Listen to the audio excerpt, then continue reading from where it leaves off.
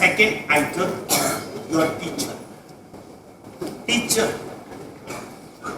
First ના હોઈ શકે, 10th ના હોઈ શકે, કોલેજ ના હોઈ શકે, સાયન્સ ના હોઈ શકે, મેથ્સ ના હોઈ શકે, સીએ ના ક્લાસ ના હોઈ શકે, કોઈ પણ એક ટીચર ને તમે આઇડલ બનાવો અને કદાચ સ્કૂલ કે ક્લાસમાં ન મળે ને તો તમારી પાઠશાળાના ટીચરને પણ તમે આઇડલ બનાવી શકો.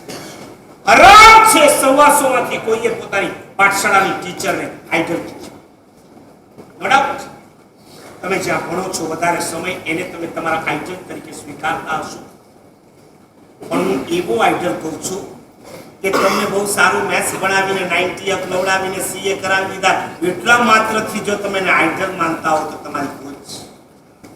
એ તો એને તમારો જ્ઞાનાવરણનો ક્ષયોક્ષમ મજબૂત કરી આપ્યો. હું જ્ઞાનાવરણ કરવાનો ક્ષયોક્ષમ મજબૂત કરી આપે એવા ટીચર આઇડલ નથી કહેતો. જે તમને આભમાં ખાલી ડિગ્રીઓમાં આગળ વધારે એને હું આઇડલ નથી કહેતો. આવતા ભવનો પણ તમને જે નકશો દોરી આપે એવા ટીચરને હું આઇડલ છે. કોણ? મારા સદનસીબે મને એક ટીચર મળ્યા. તમે નામથી પણ એમને જાણો છો, કદાચ એમને જોયા પણ છે. સ્કૂલમાં તો ઘણા અને ફર્સ્ટ નંબર લાવવું એટલે બધાનો લાડકો જ. ફર્સ્ટ ટુ 10th તો બોર્ડ હતું, ન્યૂ એસએસસી બોર્ડ, અને 9th સુધી અને મને જ મોનિટર બનાવતા.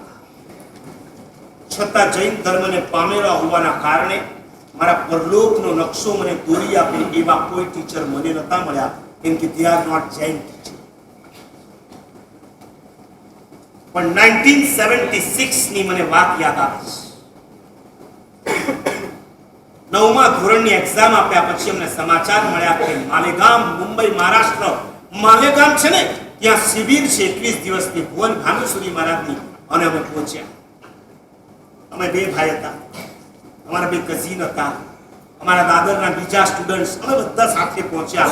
પણ ત્યાં ગયા પછી અમને ખબર પડી કે 10th થી ઉપરનાને લે છે, 9th વાળો, હું 9th નો હતો, આઉટ કરી નાખ્યા.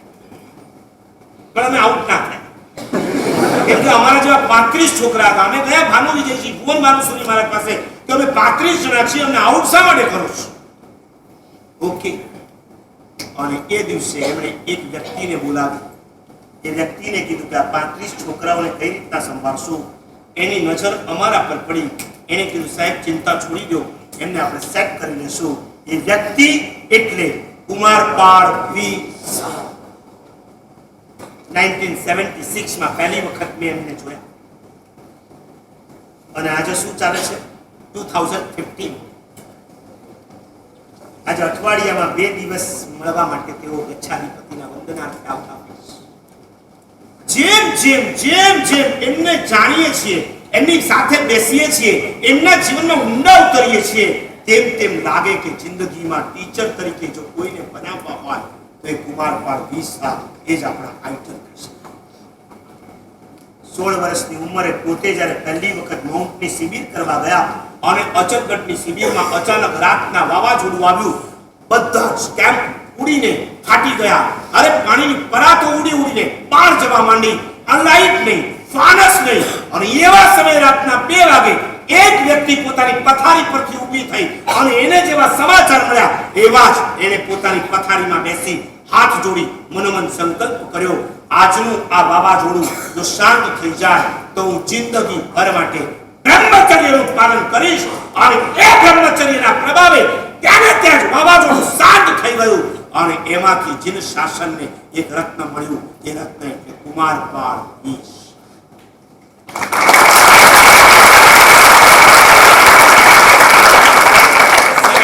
72 years old. 72 વર્ષે પણ એનું મગજ તમે જુઓ તો નરેન્દ્ર મોદી પણ એમ કહે છે કે જ્યારે જ્યારે ગુજરાત, મહારાષ્ટ્ર, રાજસ્થાનની અંદર ક્યારેક સાયક્લોન, ક્યારેક દુષ્કાળ વગેરે આવે ત્યારે ખુદ નરેન્દ્ર મોદી વિજાપુરની પાંજરાપોળની ઉદ્ઘાટન વખતે પોતાના ભાષણમાં બોલ્યા હતા કે આવી કોઈ પણ ગુજરાતમાં આપત્તિઓ આવે ત્યારે પહેલી 5 વ્યક્તિઓને અમે યાદ કરીએ છીએ. એ 5માંની એક વ્યક્તિ એટલે કુમારપાળ ભાઈ, એમને કામ સોંપી દીધા પછી અમે અમારા ઘરે જઈ ચાદર ઓઢી આરામથી સૂઈ જઈએ કારણ કે અમને પૂરેપૂરો ભરોસો છે કે કુમારપાળ જેનું નેતૃત્વ લેશે એમાં ક્યારેય કોઈ પ્રોબ્લેમ નહીં આવે.